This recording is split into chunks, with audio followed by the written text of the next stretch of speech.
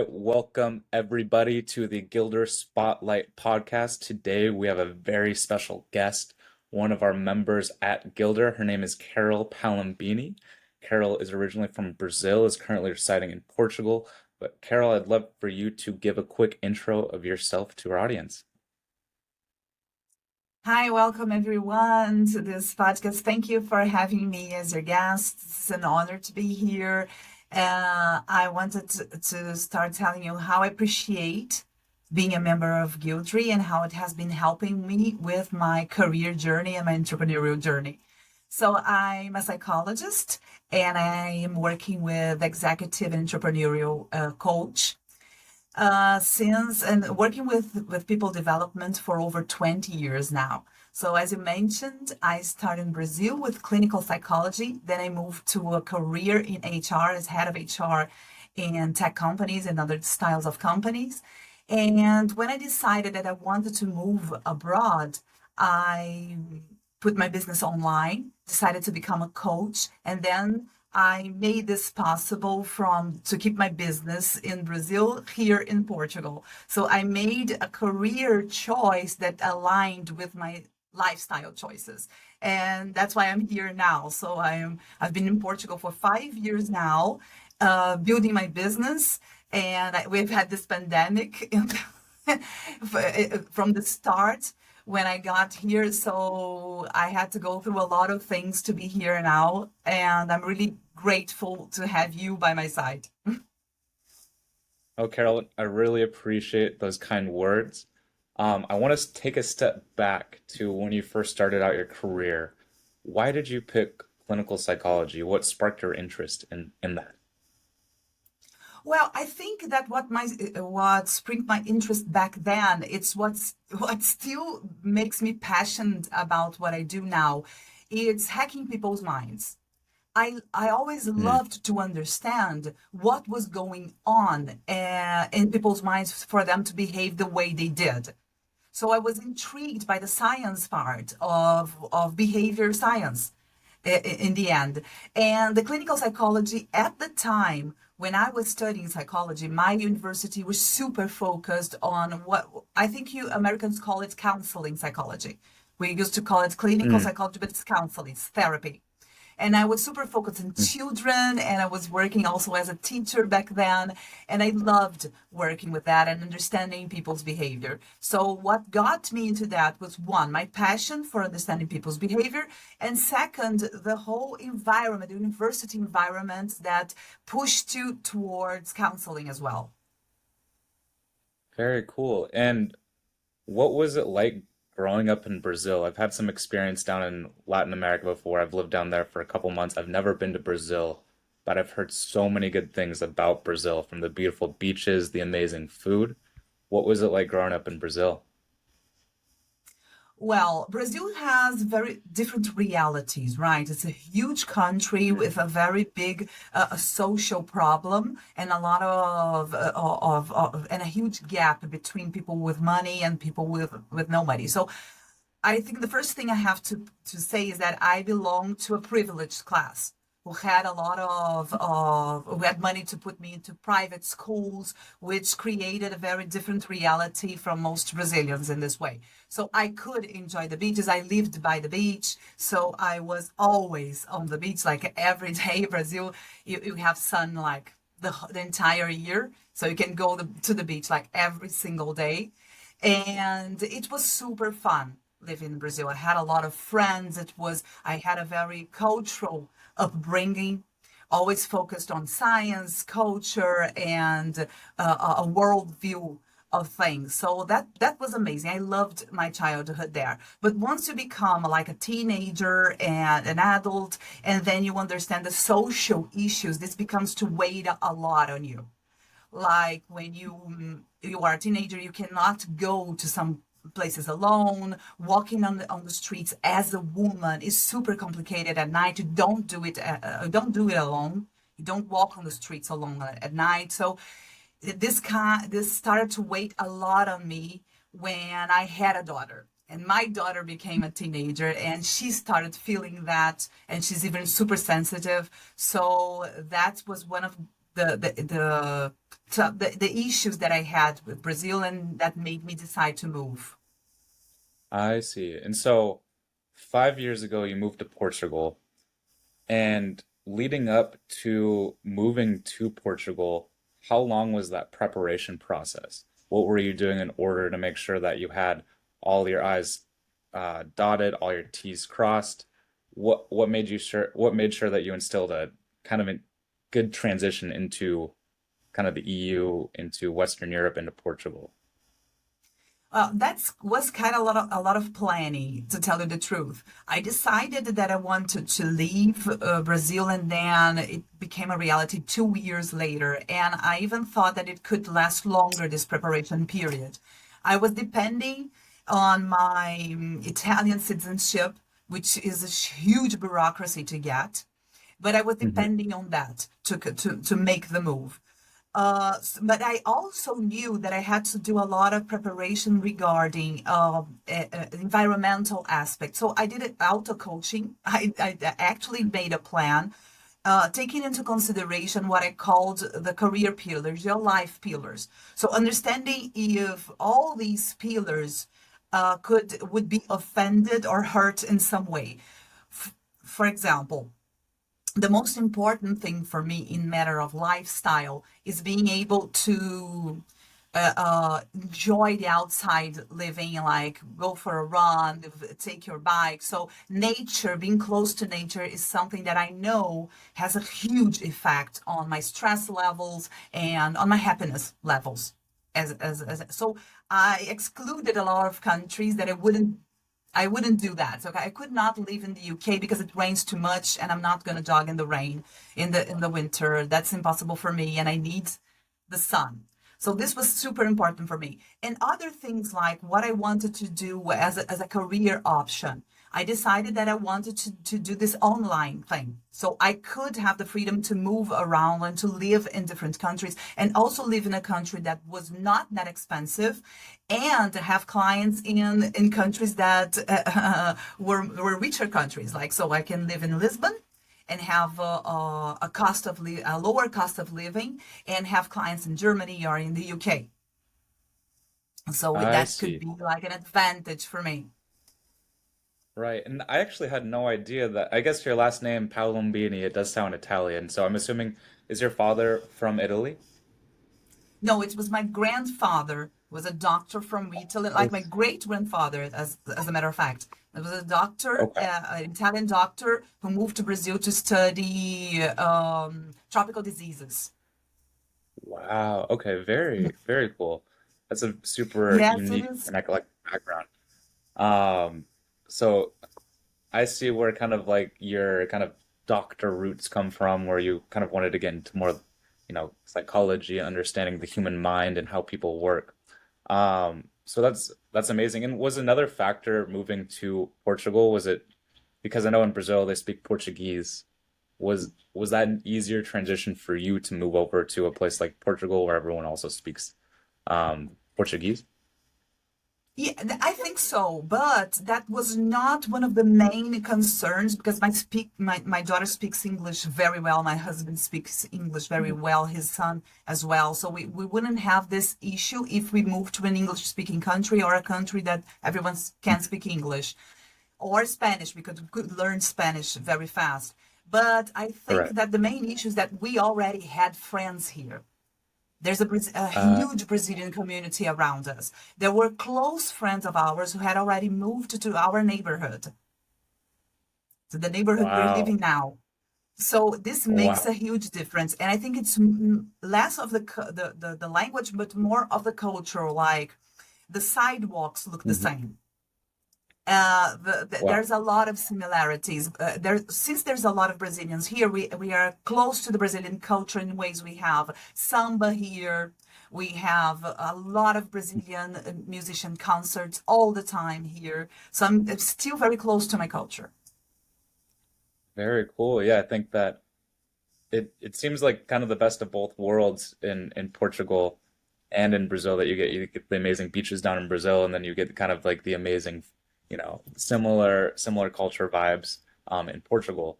And so how long did it take you to kind of establish your business from being in person to making it online and remote so you can live that lifestyle anywhere?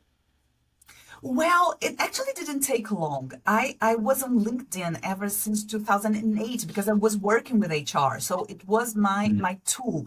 And I've always had a very clear career path on my mind. I Hmm. knew that I wanted to become an entrepreneur in some point of my life. So I was already very present on LinkedIn posting, and I already had a huge connection base. So when Hmm. I decided to become a consultant and coach, I already had connections asking me, when are you going to do that? When are you going to provide us some services? And I said, I can't. Now I'm working for this company. I'm not. So I already had some things that were aligned before I took the definitive step into entrepreneurship. But I had to say no to a lot of business opportunities that will lock me in Brazil. Hmm. So saying no as well is super hard when you're starting. But if you're Right. not really connected to your what you want with your goal, in my case, the remote working, the remote services was super important for my lifestyle. I think I wouldn't be here now. Wow. And so it sounded like before you started kind of your entrepreneurial endeavors, when you're working for corporate HR, you already had a couple of clients lined up. And so was it easier for you to start your business in consulting since you already kind of knew that people wanted to work with you, people were interested in understanding your consulting advice? Or did you start everything kind of organically? Or how did you end up growing it to where it's at now? Well, I started investing in my brand and I invested a lot of LinkedIn, so mostly LinkedIn connections. And I took advantage of the connections that I already had because as an HR profession, you have a lot of connections. You hire people and people feel grateful to you if you make a good job. All right. People feel grateful for, so there were people that were super grateful for me just to get them to in the position they are, and I still value those connections. So those people I were super willing also to recommend me to someone else, to a company that wanted. So this was very encouraging to take a safer step into the consulting business. I see. And and then originally, I know I kind of already asked this question, but did you always want to be an entrepreneur or did you always want to work for yourself from the time you were young? Yes. I think it's because, and as a psychologist, I know that this has everything to do with it because both of my parents, they were independent professionals. My father was a lawyer, my mother was an interior designer, and they worked on their own. And so I had this image of, I remember that we could take vacations whenever we wanted. They just had to agree with their partners, with their businesses, but this flexibility always sounded to me like a very good lifestyle. I love that, and I wanted to have that. So I've always seen myself go into this direction, especially when I got to the as head of HR in SME companies. I knew that that was the last step, the last role, the highest role I could get in this size of company. So I had two options. Either I could choose going to bigger companies and becoming director and having more levels to go up, or I could go my own way and become an independent professional. And what weighted me on this decision was I knew the thing that I loved the most was creating my own projects, was giving my own ideas. And if you go to a larger corporation, they already have everything established. You're probably going to implement something that they decided on the company's main company, like the C level is way in the States probably, and they're going to send you something that to be implemented. And I wanted to have this creative power to create the Hmm. projects and to move on with that. So this creativity part was super important for me. And then when I got to this point and I left my last company with a very good package, Uh, uh, uh, Hmm. so I said, oh, so this is the time. This is the time. And also there was another aspect that pushed me into doing that when I was in my 40s. I think I was 38 at the time. It's because I know that it's a problem for women in their 40s to get a good job. And you usually go down in your career path if you keep trying looking for jobs in corporations, especially in Brazil. So Hmm. I think that I wanted to be one step ahead of that. I see. And when you were kind of starting and diving into entrepreneurship, uh, was there a piece of you that was a little bit nervous? Because it seems like being in the corporate environment, it's very stable. You kind of know exactly what we're going to do. I know that you said that the beauty of entrepreneurship is being autonomous, being as creative as possible, basically implementing when you want to implement. Was there a piece of you that was a little bit nervous or worried of diving into this endeavor? Not just the piece, like I was super scared of this, super scared of this. So what I did, I knew I was nervous and I had to deal with that in many ways. One of these ways is like I meditate and I take care of my mental health. I exercise. So I think that this physical and mental part is super important to take care. The other Hmm. part was that I compensated this. So I just started when I had cash for enough 2 years of gaining absolutely nothing. Hmm. Hmm. So this So like made a 2 year me personal runway, yeah, basically. I knew that if I didn't make any money, I could keep with the lifestyle I have for 2 years. So that was the Hmm. minimum that would make me feel safe enough to try that Hmm. at that time. So this was super important. And but I made a very huge mistake back then that I wouldn't make now. I would have gotten mentors from the start. Hmm. And Not so it took me too long to look for this kind of help. I see. And so when you first started out, it was just basically you're figuring everything out on your own. You had that 2 year runway, so there's in the back of your mind, you know that you're good. You have 2 years basically to develop your business into a viable model. But how did having mentors change uh, when doing entrepreneurship?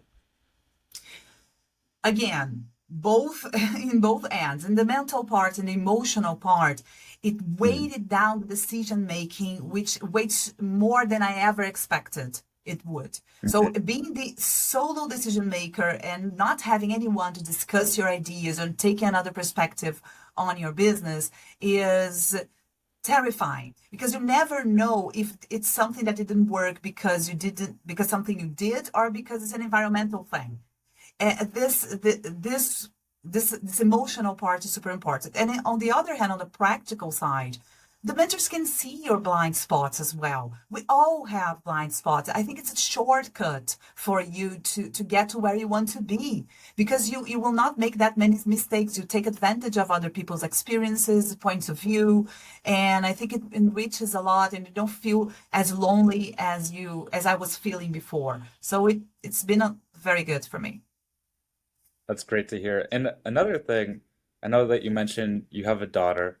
How do you, and I'm assuming you have more than, or do you just have one daughter? Just one. And Just and one a daughter. stepson. And a stepson. How were you able to balance working the corporate environment and then transitioning into entrepreneurship while also raising your daughter? Because I think a lot of entrepreneurs, um, you know, they really are just focusing 100% on their business, and it seems difficult to raise a family. So how were you able to manage your time? Well, I think I always had on my mind that this was possible, that you could create a business and have a very good quality of life. Because if having my own business did not allow me to have quality of time, especially with my daughter, it was not worth it for me. So Mm. I have to make this happen. Otherwise, I don't think it's worth it. So I Hmm. don't work on weekends, like never. Hmm. That's rare Never. for I have entrepreneurs. some rules. That's good I though. Like, know I'm yeah. super productive. I'm super confident on my productivity. I am super productive when I am actually here working on my environment. But when I'm with her, or when I'm with my friends, or when I'm with my husband or my leisure time, I am 100% there as well. Mm, So this is a I see. rule for me. And and I love that rule. What other rules have you instilled to make sure that you have the mental capacity and bandwidth in order to keep succeeding in entrepreneurship? Like stress management is a priority. So if I Mm, understand that a client, a project, or the way I'm behaving, the what I'm doing is putting me in this, it's raising my stress levels too much, I have to back down. So mm, whenever, so how does it work in the daily routine? So I felt like I gave too much to deliver something. Like I'm creating a course in a partnership, an mhm. online course, and I have to deliver that. I have a deadline to deliver that, and I'm going to give 100%. Still not working on the weekends, but I'm going to give a lot during the weekdays to deliver. So I know that that created a lot of stress and tension. So the rule is I have to rest 2 or 3 days. I have to give, not go back to the routine. It's not enough. I know that it's not enough. I have to replenish, I have to recharge, and I have like to rest. So I can give myself like 2 days to rest more after the up sprint, after giving like 100%. And I know that in the US and other places too, it's perceived entrepreneurs are working 70, 80 hours a week. How important is it to rest? So then instead of working 70 to 80 hours, you work 40 solid hours. Because I think probably a lot of times when you're working those 70, 80-hour weeks, there's a lot of those hours that you're idling, you're not as productive as you can be. So how important do you think it is to rest and recharge that battery for your mental health and for your work productivity? I think it's essential. I think if you don't do it, you're just locked in this mindset of effort and sacrifice. That if I'm not sacrificing my body, that I'm not doing enough. So if you think that your body is the sign that you're waiting for to understand that you have done enough, you're burning out. You're in the path of burning out. And it's not that productive. If you actually have the courage to make a test and say, okay, I'm going to work for the next month, only these amount of hours, and I will allow myself to disconnect at these hours, you will see that you'll be more productive because you have better ideas, you'll make less mistakes, and in the end, the result is better. I think I people see. are locked in this mindset that they need to sacrifice themselves because that's what the baby boomers and the boomer generation, the X generation, they valued this a lot. We were in a society of the obedience society, and now we are in the burnout society. And the subject, the people became eager to achieving something, to becoming their better selves. This idea that you have always to become your better self is an impossible thing to achieve. It makes you tired and it doesn't even create this enemy that you can fight against. You're fighting against yourself. You became your worst enemy because it's like you want to rest and you fight with yourself, not with your work anymore. And this is unsustainable. This leads to burnout. This is not healthy. And if you burn out, you're going to have to stop for like at least 3 months. And my clients who had burned out and look for me after this, they are traumatized to going back to work. They're And really traumatized. It actually impairs them in many ways. and when did you make this realization that you need to find a good work-life balance in order to succeed?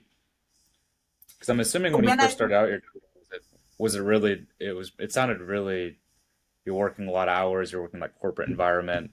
So yeah, when did you make that transition into understanding we need a break, we need to relax?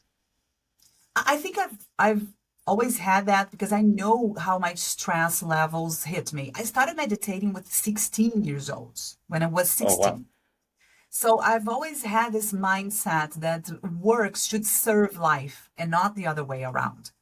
So work Hmm. should serve me to have the life I want to have. So this was Mm, always on my mind. And I know how harmful my stress levels can be to my own life and to my relationships. So there were times in my life that I let my stress levels raise to the top, and I know how harmful that was. And seeing that harm was enough for me to change my habits and like hack my own behavior, understand where my triggers are, and not fall into, not let them trigger this kind of behavior and change my mindset. So create healthy habits. I see. And so you did mention meditation is a healthy habit. What other ways to remedy stress or what other healthy habits that do you partake in consistently to make sure that you feel optimal? Journaling is super effective Mm, way of keeping up with your self-awareness and your environmental awareness as well, and it's good for your mental health. It's even science to prove to be good for mental health. Contact with nature. So I run on the beach mm, or on a park, and it's something that I love doing. I love doing this. mm, Also, making sure I am paying attention to my friends and family, that I have quality mm. time with them. So I think that that is enough for you to your daily routine keep your mental health. But you know, it's tricky because there was a time when I realized that I was using the running and exercising and meditating as something extra instead of as a compensation thing, and I thought that that was not enough. So I had to include a new habit in my daily routine, which was doing things slower. I was always Mm. rushing And into so, doing things, optimizing every mm, little thing in my life. So I'm not going to optimize my tea time.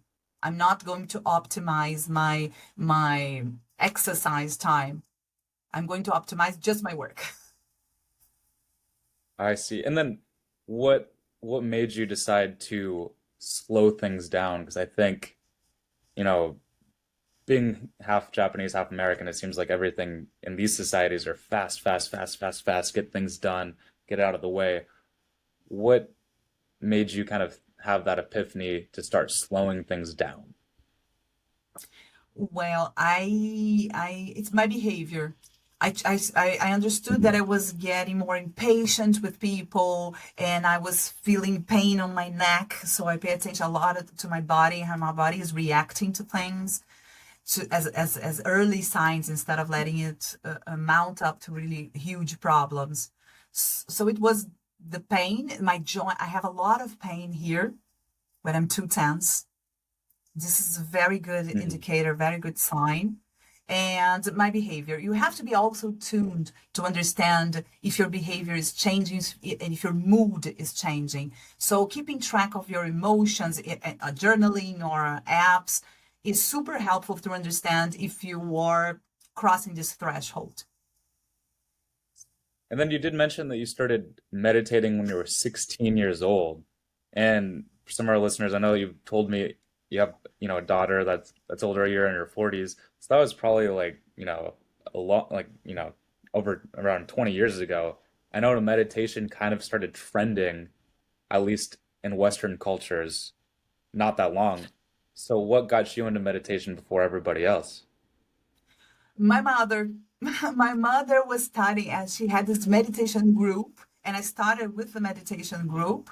And she went to India, spent 3 months in India, and Ah, went back with all of this, yes, knowledge. And I was always really stressed. I felt like was always very agitated. And I've been doing therapy for a long time. And I love therapy. Don't get me wrong. And I think people should do it. And it's a wonderful experience. But there were things that I only could achieve through meditation. I would mm, only could achieve like a real big transformation in the way I behave and the way I understand and my empathy levels. mm. Wow, it was wonderful for my empathy levels, and I think that I only got there through meditation. Very cool. And so did you go with your mom to India when she visited for 3 months, or was it just her No, trip? Okay. It was her. Very, Yeah, it was a few. I was on my 20s already. I was in the okay. university, so she had her like her own journey, spiritual journey there, I see. and we were studying here. But then she influenced us a lot, me and my siblings. So Very cool. I love that. I want to kind of jump back into entrepreneurship, onto the transition from Brazil into Portugal, because I know there must be some listeners on this podcast that are looking to transition to a different country.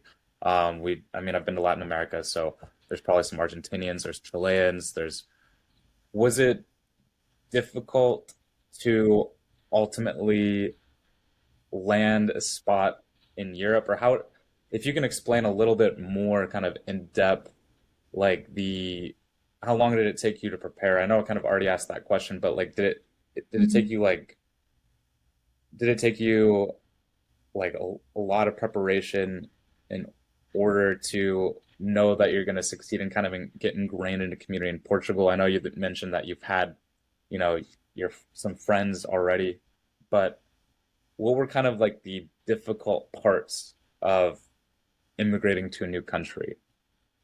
okay, I knew that it was going to be hard, especially because there is some prejudice against Brazilians here, and I knew I was aware of that. So I Hmm. mapped the possible obstacles. Really, I really mapped, like I put it Hmm. in writing. What were the possible obstacles that I would have to deal with?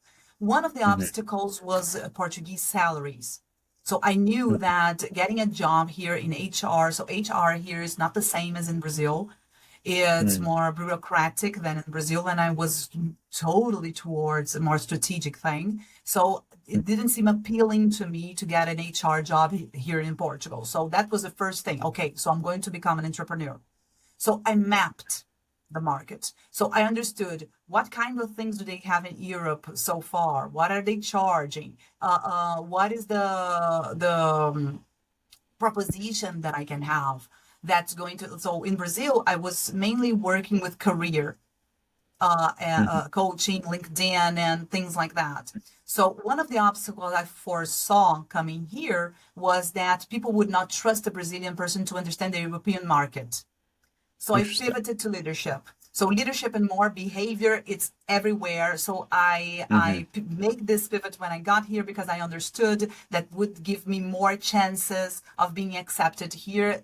And also the second pivot I made was towards leaders in tech because that's the experience that I have and that I can show them and have and build more trust. The other thing that I foresaw as an obstacle for making this move was like I'm losing my network. I don't have enough contacts in Europe to create a base clients as I have here in Brazil. So I kept clients in Brazil for a long time. So working in this different time zone, which is not that huge, it's 4 hours.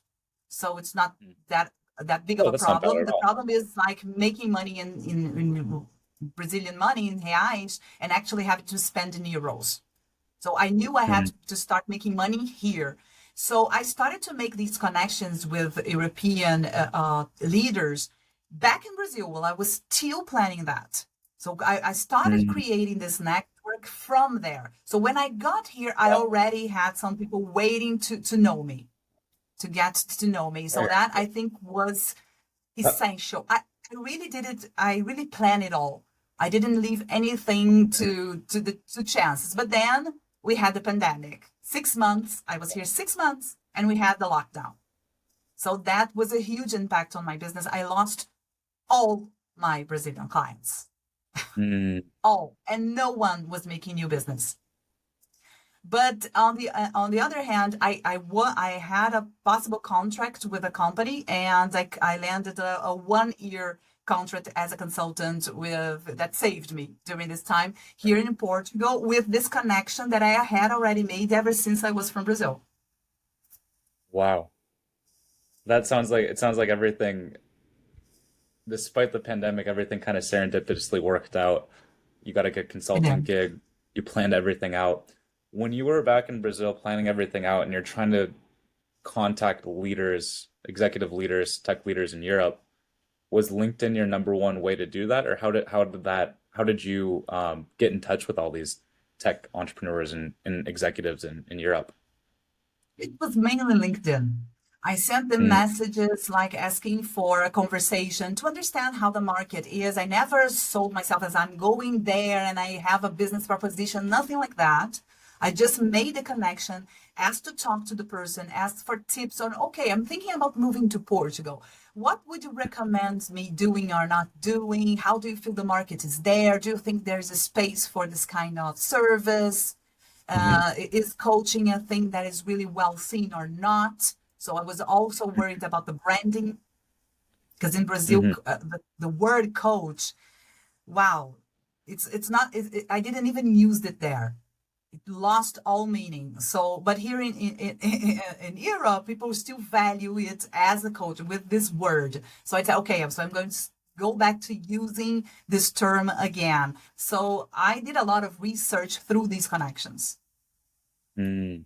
And just as far as doing business in Brazil and doing business in Western Europe, what are some of the biggest differences? Well, Brazilians, they are super interactive. So they interact with your contact, they comment, and here I learned that that I have people who actually follow my contact constantly, but had never ever liked a post. So they Mm, interact not that much, so it's harder to start a conversation. But it's super, but I think that on the other hand, people value a lot my different style of communication. I think the hmm Europeans like this. They say it's more like enthusiastic style of communication, and they value that. Got it. And what tips or recommendations would you give someone that is transitioning into a different culture and moving into a new setting? What were kind of the first things that you did in order to adapt to a new culture and adapt to a new work environment? I think it's first of all understand what your premises are. So what is most Mm, important for you? Because you have to direct your question to these people to what's most important for you. Most people just pay attention to the job. Are there jobs there? So that's not enough. You have to have a set of questions that you're going to ask people through your connections. So make connections, talk to a lot of people, and make sure you are reducing your blind spot to a minimum because you do have a lot of blind spots. You're eager to go. Your mind is set to just think, seeing the good things about this move. And sometimes you miss very important aspects, like there. So we don't have there a lot of opportunities for what you do here. This is super hmm important for you to know. Or we don't like people using coaching as a term. You have to know these things. So I think that the first thing is understand what your priorities are and make a lot of connections before you move. mm. That's great advice. Yeah, and I think yeah, that's fantastic advice. I think that's super important to kind of understand where your blind spots are, build good connections. How were you able to discover the blind spots of kind of Portugal, Western Europe, doing business there before you moved there? Well, I think that what I knew my assumption. So I had the assumption that people would like coaching for leadership, for instance. Then I talked to people about that. I wanted to know if that was true, if there was a lot of market. I thought I had an assumption that it didn't confirm. Like, for instance, I thought that people were already more mature here in Portugal in the kind of coaching that I was doing, and it was not. So I thought I would have in this way more competition in this line, and I didn't. So I saw a path through that. So and I was not gonna bet on this kind of coaching if I hadn't done this research beforehand. I would bet on the career part before I talked. People understood, okay, they're not gonna trust me because I'm not an European and I'm too how they think that I wouldn't know how the market works. In the end, it's pretty much the same, but I would face this prejudice. The Hmm. other And is assumption just that I thought, sorry? oh no, go ahead, go ahead. Sorry. the other assumption that I thought was I thought that I would have to speak the Portuguese from Portugal, that people would Mm, here in Portugal would want me to speak like that. And when I spoke mhm. to Portuguese people here, they said, "No, no, no, keep your Portuguese. It's encouraging. It's refreshing. We are used to it. We like it. We like the style. So don't use the words that they're not used to using or the way of speaking that's kind of different." Yeah, that's actually what I was going to ask you is that I'm assuming Brazilian Portuguese and Portugal Portuguese have a couple of different nuances or probably a different kind of accent or dialect. And so people can immediately when they start talking to you, they can understand they know that you're from Brazil. Is that correct? Yeah, immediately. Usually. Immediately. Yeah. They know I'm from Brazil, and but since Portugal has a lot of influence from Brazil's culture, from like soap operas and musicians, so they super understand everything that we say, and they're used to hearing Brazilian Portuguese. So it was Mhm. not an issue to be understood. I just thought that my way of speaking is less formal. Brazilian way of speaking is less formal, and Portuguese way of speaking is more formal. And I was kind of worried about that. But they Mhm. felt it was like a trademark for me that I should keep it. I see. So everyone knows you as the Brazilian Portuguese coach, Yeah. executive. But very cool, Carol. Well, one last question. What word of advice would you give your 20-year-old self kind of first starting off in your career? Get a coach, get a mentor. I mentor now people in their 20s, like they're leaving the university. And I thought, wow, if I had this opportunity back then, things would have been so different. I would have known from the start that I could not bet that much on counseling because I didn't have backup money for that. I would have done so many things differently, but there wasn't not even this role back then of the consultant or the coach back when I like in 2001 when I graduated. But now Hmm. you do have, so get it from the start. It's a relief. It's an emotional relief. It's a productivity help. It's only gonna help you get there faster and better and in a better state of mind. That sounds fantastic, Carol. Yeah, I couldn't agree more. Having a mentor, having a coach, working with consultants will definitely make save you a lot of time, a lot of energy, and a lot of money. But Carol, fantastic interview. I really enjoyed this conversation. Do you have any closing thoughts?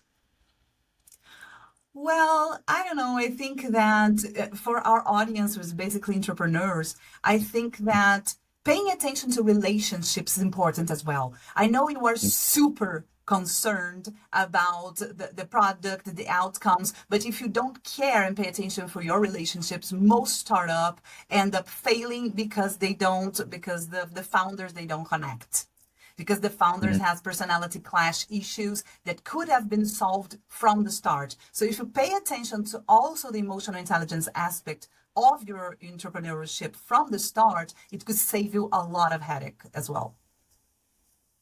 I love that. I couldn't agree more, Carol. Um, Understanding the emotional intelligence of who you're working with will definitely save a lot of headaches. I really appreciate your time, Carol. And thank you so much for being a fantastic guest on the Gildre Spotlight podcast. Thank you very much. It was my pleasure.